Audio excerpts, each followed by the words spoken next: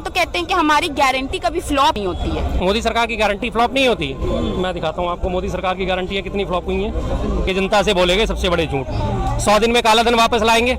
आज पूरे 10 साल हो गए सत्ता में आए हुए, सिर्फ 100 दिन यानी कि 3 महीने की बात हुई थी, और आज 10 साल हो गए अभी तक कोई काला धन वापस नहीं आया। उल्टा जो काला धन जमा था वह डबल हो चुका है, डबल से भी ट्रिपल। नोटबंदी से काला धन खत्म होगा। जितनी इन्होंने नोटबंदी करी थी 98.7% नोट जो है सर्कुलेशन में वापस आ गए थे, बैंकों में जमा हो गए थे। कोई इसका मतलब काला धन नहीं निकला। 15 लाख हर एक के खाते में आ जाएंगे, इतना काला धन मैं वापस ले आऊंगा। आज तक कोई भी एक लाभार्थी बता दे कि मेरे खाते में 15 लाख आ गए हैं। ये पेट्रोल डीजल आपको 35 रुपये लीटर मिलेगा, ये मोदी सरकार के वादे थे 2014 से शुरुआत करके उन्होंने, और आज 10 साल होने के बावजूद ही उन्होंने इस 35 रुपये को और एड ऑन कर दिया है। उसमें 70 रुपये लगभग एवरेज होती थी 2014 में पेट्रोल की कीमत, 70, 67, 68, 69 इस तरह से चलती थी, और आज वो 97, 98, 100, 105 मिलता है। ये उन्होंने बोला था कि 35 रुपये प्रति लीटर कर देंगे, लेकिन वास्तव में 35 रुपये प्रति लीटर और बढ़ा दिया, रुपया मजबूत हो गया। 60 रुपये कीमत थी उसमें डॉलर की, और आज क्या है 83 रुपये से ऊपर क्रॉस कर गया। ये रुपया मजबूत हुआ है।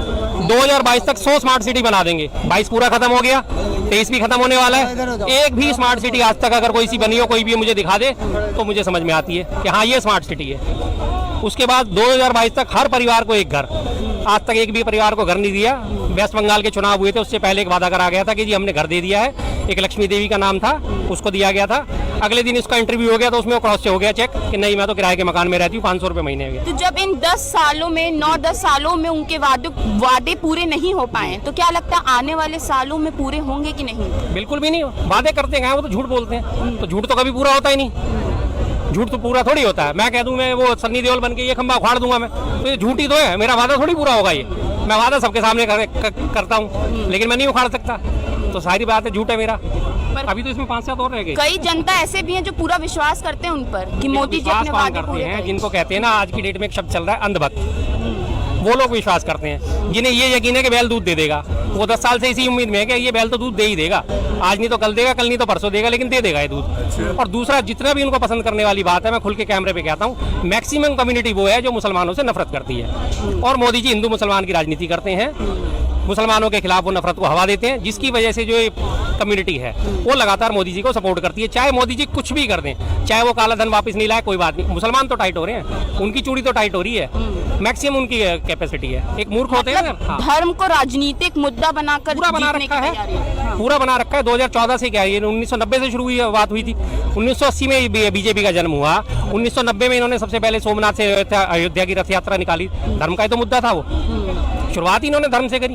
आज तक भी धर्म पे चलने हैं। राम मंदिर इन्होंने अपने मैनिफेस्टो में शामिल करा, कोर्ट के इससे फैसले से वो खत्म हो गया मसला। अब उस राम मंदिर को लगातार प्राण प्रतिष्ठा के इन सब चीजों के लिए 45 दिन तक लगातार काम करेंगे कि जी 45 दिन गांव-गांव जाएंगे, अलग जगाएंगे, ये करेंगे। तो ये धर्म की राजनीति तो है। ये सरकार का काम धर्म की राजनीति करना होता है, जबकि हमारा देश बिल्कुल संविधान से चलने वाला देश है, धर्म निरपेक्ष देश है। इसमें धर्म के नाम पर राजनीति करने की कोई जगह नहीं है। किसी भी अनुच्छेद में, किसी भी आर्टिकल में, भारत के संविधान में कहीं ये नहीं मेंशन कि सरकार धर्म के आधार पर काम करेगी। सरकार को कोई राइट नहीं है कि वो किसी का मंदिर बनाए, किसी की मस्जिद बनाए, किसी का गुरुद्वारा बनाए, किसी का चर्च बनाए। ना उनके वो किसी भी धर्म को मानने की आज़ादी सबको है। चाहे आज मैं हिंदू हूँ, चाहे मैं कल को मुसलमान बनूँ, चाहे मैं क्रिश्चियन बनूँ, चाहे मैं सिख बनूँ, कुछ भी बनूँ, मुझे हर धर्म की आज़ादी है। ये हमारा मौलिक अधिकार है, धार्मिक आज़ादी। लेकिन सरकार को ये राइट कहीं भी नहीं है पूरे संविधान में कि वो धर्म के आधार पर भेदभाव करे।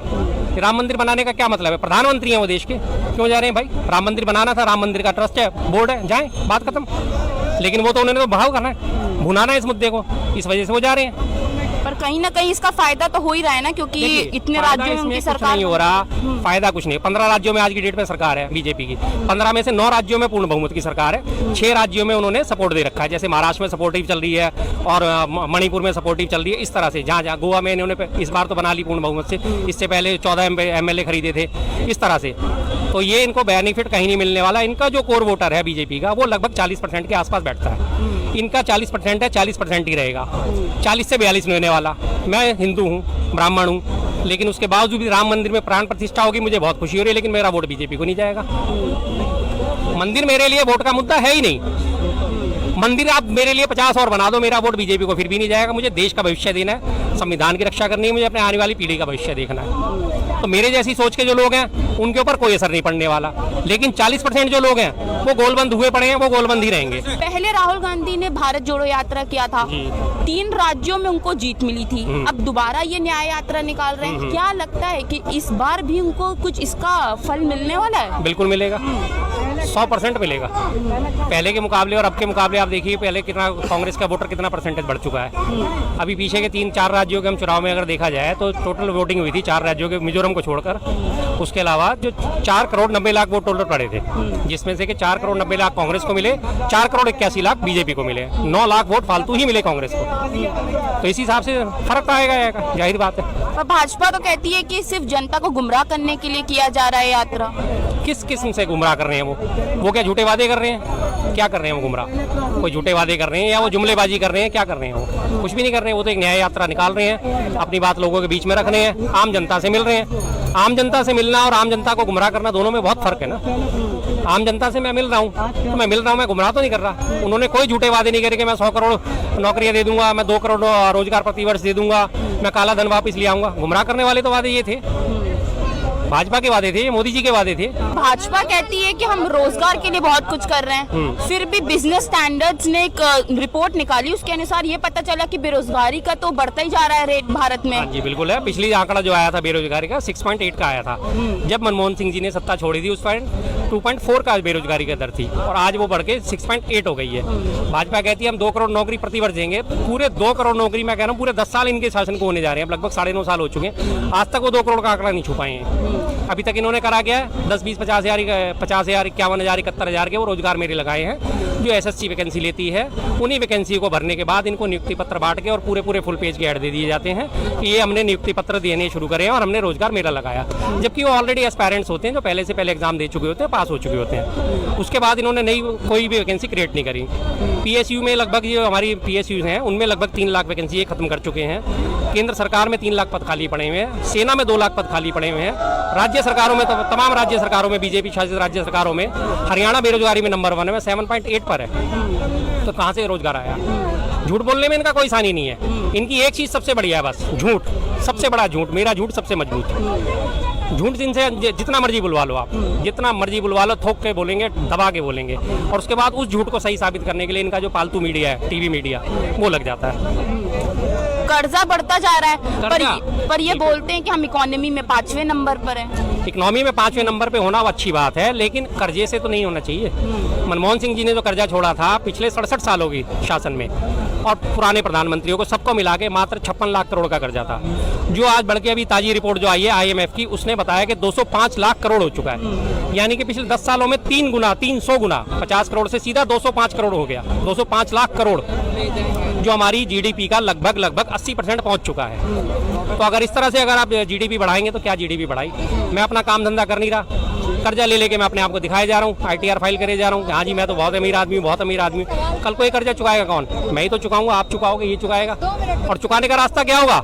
जब सरकार के पास पैसा नहीं होगा, वो पेट्रोल के रेट बढ़ाएगी, डीजल के रेट बढ़ाएगी, और चीज़ों के, जरूरी चीज़ों के, जो सरकार के अंडर में सारी चीज़ें आती हैं, कंट्रोल होती हैं, उन सब चीज़ों के रेट बढ़ा के उनसे उन्होंने जनता को चूसना है। महंगाई तो बढ़ती जा रही, फिर भी जनता क्यों उनको ही सपोर्ट, अभी भी उनको ही सपोर्ट मिल रहा है, वोट उनको ही मिल रहा है? क्या जनता को दिखाई नहीं दे रहा है कि क्या है? जनता को सब दिखाई दे रहा है, और जनता वोट भी खूब खुल के डाल रही है। इस मुद्दे को आप थोड़ा सा मेरे से लेट मिली है, मैंने 15-20 दिन पहले इस बात को उठाया था। अब की जो इनकी जीत है वो टोटल EVM बेस्ड है। जो इतना सीना ठोक के कहते हैं कि हम इतनी सीटें जीतेंगे, वो इनका है कि मध्य प्रदेश में चुनाव हो रहा था, तो एक वहाँ का कैंडिडेट था, उसने बोला कि मैं 93,000 वोटों से जीतूंगा, और वो 93,000 वोटों से ही जीता। इलेक्शन भी नहीं हुए थे, पोलिंग भी नहीं थी, उससे पहले ही ये हालत थी। छत्तीसगढ़ के आंकड़े लगातार इन्होंने वोटिंग के परसेंटेज बदले। पहले 20 तारीख को जो आया था इनका, 20 नवंबर को स्टेटमेंट आई इलेक्शन कमीशन की के वोटिंग टोटल हुई है 66%, 21 को आगे के नहीं 74% हुई है, और 27 तारीख को स्टेटमेंट आया कि 76% वोटिंग हुई है, 10% के लगभग का वोटिंग का जंप हुआ था। ये सारा EVM का खेल है, जिसपे काफ़ी सारी पार्टियां लगी हुई हैं, बहुत लोगों ने मुद्दा उठा रखा है EVM का। अगर EVM बैन नहीं होती तो इनके दावे सही साबित हो जाएंगे। पर भाजपा के नेता लोग कहते हैं कि नतीजा नहीं आया है, कांग्रेस के फेवर में नहीं है, इसीलिए अब ये मुद्दा उठाया जा रहा है। मैं उनकी बात से सहमत हूँ, चलिए हम उनकी बात मान लेते हैं। आप अगर पाक साफ हो तो आपको आपत्ति क्या है? करा लीजिए आप बैलेट पेपर पे चुनाव। मैं बिल्कुल ठोक बजा के कह रहा हूँ, मेरी जेब में 100 ही रुपए हैं, आप कहते हो नहीं जी भाई साहब आपकी जेब में तो 500 रुपए हैं, ले ले भैया मेरी तलाशी 100 ही निकले तो मैं सही हूँ ना। अगर बीजेपी सही है, बिल्कुल 100% सही है कि हाँ जी हम तो जीत रहे हैं, जनता की बदौलत हम जीत रहे हैं, तो भाई तुम तो फिर ईवीएम क्या बैलेट पेपर पे भी जीतोगे या नहीं जीतोगे? करा लो बैलेट पेपर से चुनाव, क्या दिक्कत है? एक अकेली बीजेपी को छोड़ के बाकी सारी पार्टियां ईवीएम के इस वक्त खिलाफ हैं। बीजेपी को ऐसा क्या लाड़ प्यार है? और 2014 से पहले यही मोदी जी ईवीएम का विरोध करते थे। जब ये 2014 में सत्ता में आए, जब इन्हें 2014, 15, 16, 17 में आने के बाद इन्हें पता चला कि ईवीएम तो हमारे फेवरेबल है, तब से ईवीएम के समर्थक हो गए हैं। क्यों हो गए हैं? उनको फायदा दिख रहा है ना।